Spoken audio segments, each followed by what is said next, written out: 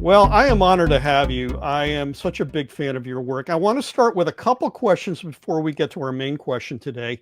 First is if you could share some background about your company, Guided Insights. What is it and what is its value proposition?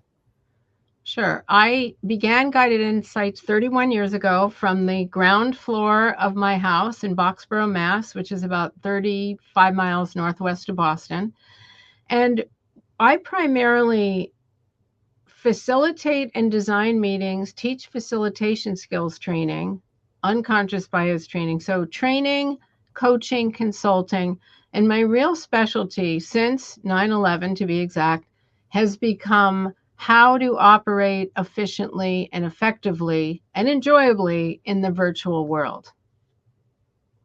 So you call yourself the OG of virtual work. And I think more than most guests that I've had on, you really know how to delineate distributed work and workplace experiences from the traditional ones. And I'm wondering if you could explain to people who maybe have heard the term hybrid or remote, what does it mean to have a distributed workplace? Great question. Many companies, especially global companies, have had distributed teams in place for years and years and years. Some of my biggest clients, like HP, IBM, have been working globally forever. So to me, distributed is the umbrella term. And one way of having a distributed team is having an all virtual team where everyone works remotely from each other. One way is hybrid, where you have some people coming in either every day or some days to an office while others are remote. And then you have a co-located team where everyone is sitting side by side 5 days a week. So before COVID, we used to use the term distributed more often to mean people are distributed, work is distributed many places, including in satellite offices as well as major offices. Since COVID, I think the term that many have embraced to mean distributed is virtual. And now, of course, there's hybrid. So let's get to the question. The important deliverables of work are shifting away from individual responsibility to team leadership. And increasingly, people are addressing how they can lead teams in a distributed workplace. So we'll get right to it. For the manager turned team leader out there, please answer the question, how do I lead my distributed team? Get us started, Nancy. Well, that's a big question. I think you lead with authenticity, with empathy, with generous listening, and with an understanding of the dynamics of having team members scattered in different locations. So I'd say thoughtfully, carefully, and patiently would be some adverbs that come to mind.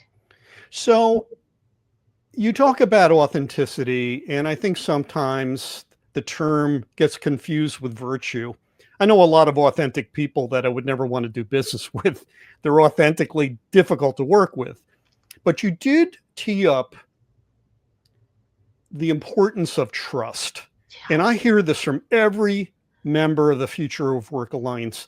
In working in team settings, when you have your team distributed perhaps across different geographies and time zones, you've got to start with the basis of mutual trust. Can you expand on that and explain why that's important? Sure. And I think we want to talk about both the trust between the team leader and team members and the trust that the team leader helps build across the team. Both are really important. And both are a lot harder to do in a world where you don't have many opportunities, certainly to meet face to face, but few opportunities to have real-time conversations. And so building trust becomes a lot harder without those frequent connections. Also, the tendency to micromanage is much greater in a virtual world or in a distributed world where I'm the manager. I don't really know how you're doing on this work, and I'm panicking because we have a deadline and I have no idea what the status is. So it's super easy to micromanage by sending texts or IMs, or less often the case is calls or emails. And so that attitude of micromanaging is a way to bust trust. And I do want to say, once trust has been broken in a virtual team and in a distributed team, it's so much harder to make reparations, because I don't know how my behavior has been received by you and vice versa. And it's very awkward oftentimes to approach the other person and say, hey, what you said in that meeting, I didn't know what to read into that. We often just say, well, often make the ungenerous assumptions, and then the trust is breached even further.